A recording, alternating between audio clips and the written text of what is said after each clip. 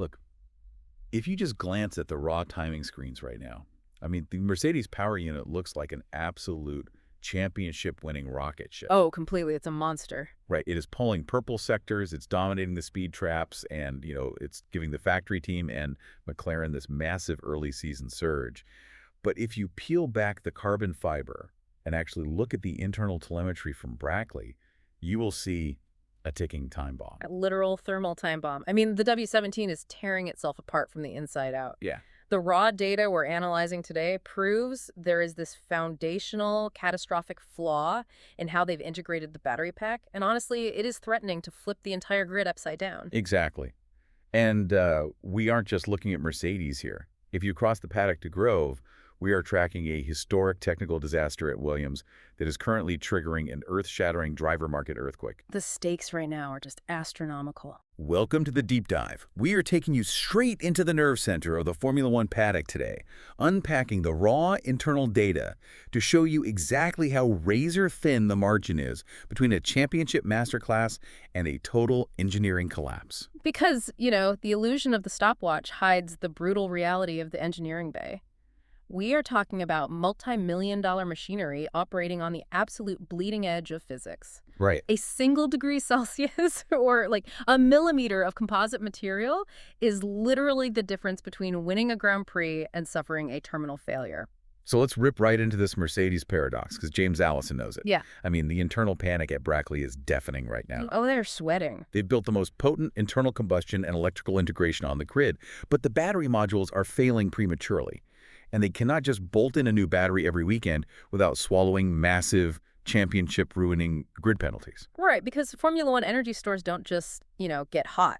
They operate on this incredibly strict knife-edge thermal window. Yeah. Mercedes has engineered a system that completely panics the second it breathes turbulent 100-degree exhaust from a leading car. The thermal degradation spikes instantly. Immediate. Totally immediate. And the system triggers a brutal self-preservation shutdown to prevent a catastrophic thermal runaway like a literal fire. Which leaves the driver completely stranded on track with zero warning. Exactly. Like, we aren't talking about hypothetical dyno simulations here. Look at George Russell in Canada. He is hunting down Kimi Antonelli, right? He's riding his gearbox, soaking up all that turbulent that dirty air. Right, his radiators are totally starved of ambient oxygen. The battery steps out of the window and boom, complete instantaneous shutdown. And Lando Norris in Monaco suffered the exact same fate on the exact same architecture. Oh, man. Yeah. He spends half the Grand Prix glued to the rear wing of Pierre Gasly's Alpine. And, you cannot overtake in Monaco, so Norris is just inhaling that dirty air lap after agonizing lap. Just cooking the car. Exactly. The cooling system gets totally overwhelmed until the power unit just says enough and dies. And then Antonelli himself in Barcelona, he makes a brilliant pass on his own teammate, sits in the dirty wake for, a handful of laps. And the W17 just gives up the ghost. It's a full-blown epidemic. It really is. It's like taking a massively overclocked, high-end gaming PC, shoving it inside a sauna, and then wrapping it in Kevlar. Yeah. It literally cannot breathe. That's a great analogy. But you have to ask why Mercedes and McLaren are suffering this epidemic while, say, Alpine and Williams, who are running similar or even the exact same Mercedes hardware, aren't spontaneously combusting on track. Right. It comes down to the brutal, uncompromising realities of modern aerodynamic packaging. The shrink wrap effect. Yes, McLaren and Mercedes have pushed the bodywork around the internal components to the absolute physical limit. They are chasing that cleaner airflow over the side pods to feed the floor and the rear wing, right? Carving out these massive aggressive undercuts. Exactly, which buys you incredible amounts of downforce. But when you shrink wrap the engine cover to the millimeter, you completely erase your internal cooling volume. You have no buffer. None. You are trading thermal survival for aerodynamic efficiency. Alpine and Williams, they're running bulkier, safer bodywork. Yeah. They aren't pushing the aero envelope as violently, so they have the internal air volume to keep the engine breathing. Mercedes and McLaren are literally paying the ultimate price for being too fast. And they can't just slap a wider, bulkier engine cover on the car mid-season. I mean, we are in the era of the budget cap. Every single dollar is tracked. Every penny. Replacing multi-million-dollar electrical components because they keep melting is bleeding their development fund dry.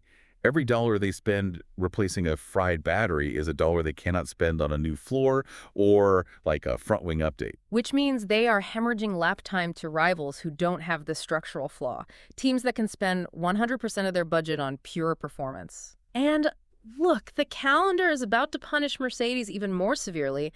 We are staring down the barrel of the European summer gauntlet. 4 races in 5 weeks heading into Austria and Hungary. Oh, it's going to be brutal. We are talking ambient temperatures pushing well past 30 degrees Celsius with track temps radiating near 50. It's an absolute furnace. It really is. Yeah. And Allison's internal memos confirm there are no heavily redesigned battery modules coming in the short term. It takes months to engineer, manufacture, and homologate a structural fix for a power unit, so they are stuck with stopgaps. Ugly, painful stopgaps. They have to open up the louvers, the cooling vents on the bodywork. Okay. But the moment you open those vents, you create massive aerodynamic drag. You are basically punching holes in your beautifully efficient aero concept. It acts as a parachute. It does. And the alternative is even worse. Turning down the engine maps and artificially robbing the drivers of horsepower. Imagine you're on the pit wall trying to call the race strategy in Hungary. I mean, if you let your driver attack, if you let them push into the dirty air to make an overtake, you risk the battery melting down and recording a DNF. Yeah. But if you tell them to back off, manage temperatures, and coast, you are surrendering track position. You shift from an attacking mindset to pure survival. In a title fight against Red Bull or Ferrari, managing temperatures instead of racing means you've already lost the championship. Exactly. You are asking elite drivers to drive with one arm tied behind their back. So Mercedes is bleeding lap time because they pushed the limits of physics too far. Yeah. But cross the paddock to Grove, and we are seeing the exact opposite side of that coin. That's grim. Williams isn't failing at the cutting edge. They're failing at the absolute foundational basics of building a race car. The raw data coming out of Grove on the FW48 is staggering. Like, everyone knew Williams was in a rebuilding phase, but this is not a transitional slump. Right. This is an aerodynamic and structural disaster of epic proportions. Starting with the winter crash tests. Yeah. I mean, failing the mandatory FIA frontal and lateral impact tests multiple times isn't just a minor embarrassment. It is a structural death sentence for the car's entire development program. Completely. Because when a chassis shatters in a crash test, you don't just, run it again. Right. You have to go back to the composite department, alter the carbon fiber layup, change the rail-in, and literally add physical mass to reinforce the structure. You are piling dead weight onto the car just to get legal permission to put it on the grid. Exactly. And add to that the massive shunts they've had on track recently. They're practically running out of viable tubs. It's insane. And the telemetry from Barcelona exposes the brutal reality of what that excess weight does to lap time.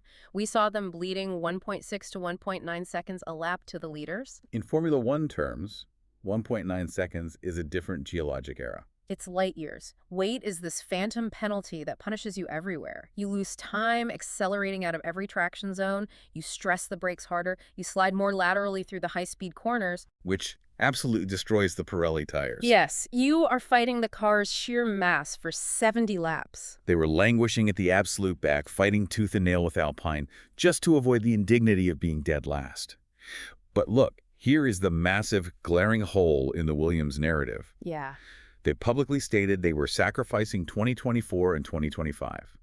They claimed they were pouring all their resources into the massive regulation change coming in 2026. But the hole they have dug with the FW48 is so deep they cannot even see the light of 2026. Exactly. You cannot build a winning culture or develop cutting-edge technology for new regulations if your entire engineering department is spending its budget cap trying to scrape excess weight off a tractor of a car just to survive 2025. Engineering momentum is everything. If your aerodynamicists are stuck trying to figure out why the basic wind tunnel correlation is miles off, while your rivals at McLaren are simulating complex vortex structures, you don't magically catch up when the rules reset. No, the tools rust. The manufacturing processes degrade. The brain drain is the real danger here. Which brings us straight to the human cost. Right. Because, cars don't drive themselves. Right. Elite Formula One drivers have hyper-condensed prime windows. They are viciously ambitious. You cannot put a driver in their prime into machinery that fundamentally refuses to respond to their inputs and expect them to smile for the sponsors. The internal dialogue at Williams is completely fractured. Alex Albon bought into this project wholesale. He was the face of the Grove revival. He was. But the tone has shifted from "we are building a legacy" to pure, unadulterated career preservation. Oh, his management team is already hunting for the exits. The paddock intel shows active, urgent conversations, testing the waters with Alpine, Aston Martin, and heavily leaning toward Audi. Wow. Albon knows if he spends the next 3 years wrestling the FW48 for 17th place, the top teams will forget he exists. The paddock has a brutally short memory. They really do. But the real masterpiece of irony in this entire disaster, I mean, you have to look at Carlos Sainz. It is unbelievable. Oh, man, it really is. Let's rewind the tape. Sainz gets pushed out of Ferrari. Mattia Binotto, who is spearheading the colossal Audi factory takeover, offers Sainz the keys to the kingdom. Unlimited factory resources, full backing to lead them into 2026. Binotto wanted Sainz to be the absolute cornerstone of the Audi project. He practically laid out the red carpet. He did. And Sainz says no.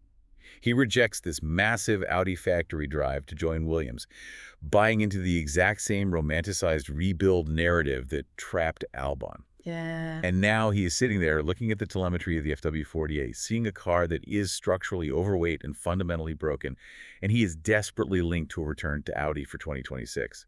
He wants a mulligan before he even gets comfortable in the seat. It is the ultimate case of buyer's remorse. But, the dynamic has completely flipped. Audi isn't a desperate backmarker begging for a marquee name to validate their project anymore. Right. Binotto is pragmatic. He knows Sainz is a phenomenal development driver. But look at who Audi has in the seats right now. Nico Hülkenberg and Gabriel Bortoleto. Exactly, and Audi is absolutely thrilled with that pairing. Hülkenberg is delivering ruthless mechanical consistency, extracting every single point available on any given Sunday. He's a machine. He is. And Bortoleto is bringing the explosive rookie pace and raw aggression. They are clicking perfectly. The chemistry is undeniable. So when Sainz's management comes knocking now, Audi holds all the leverage. Sainz is negotiating from the deck of a sinking ship. This is the critical threshold for Williams. This isn't just about a heavy car or a slow lap time. It is a complete systemic collapse of project credibility. Yeah. In Formula One, perception is reality. When the paddock smells blood, when your star drivers, your multi-million-dollar assets, are frantically pulling the ejection handles, the engineering failure triggers an organizational death spiral. Because the aerodynamicists in the factory see the drivers looking for the exit, so they start calling headhunters at Red Bull or Aston Martin. The sponsors read the room, they see the lack of belief, and they freeze their funding. A slow car is a technical problem. A team that the paddock has universally stopped believing in is an existential crisis. We are looking at a grid pushed to the absolute breaking point at both ends. Mercedes has the most potent weapon in motorsport, but they are paralyzed by their own extreme packaging, forced to run their cars like parachutes just to survive the heat of the European summer. While Williams is bleeding out at the back, facing a mass exodus of elite talent because they failed to master the foundational elements of carbon fiber layup and weight distribution. It really rips the curtain back on the sport. The stopwatch is an illusion. Success out there isn't just about who can mash the throttle the hardest. It's about navigating the agonizing, brutal compromises between aerodynamics, thermodynamics, and human ambition. Which raises a terrifying question about where the sport is actually heading. I mean, we've touched on how Mercedes pushed their aero packaging too far and how Williams completely missed their structural weight targets. Right. But think about how these cars are actually built today. Both of these massive failures happened because the teams relied entirely on millions of hours of computational fluid dynamics and wind tunnel simulations. They're engineering these cars in a completely digital vacuum. Exactly. Are we reaching a point where the simulation tools have fundamentally broken the sport? Wow. We are so reliant on supercomputers predicting perfect airflow that when a car actually hits the real-world track, when it has to deal with the chaotic, turbulent heat wake of another car or the physical, microscopic realities of laying up actual carbon fiber resin, the digital models completely shatter. Have engineers lost their real-world instincts because they trust the algorithm more than the track? If the simulator says the battery won't melt, you build it, and then it melts. Yeah. That's a terrifying thought to leave hanging over the paddock. We're going to leave you to chew on that one. Keep your eyes on the telemetry.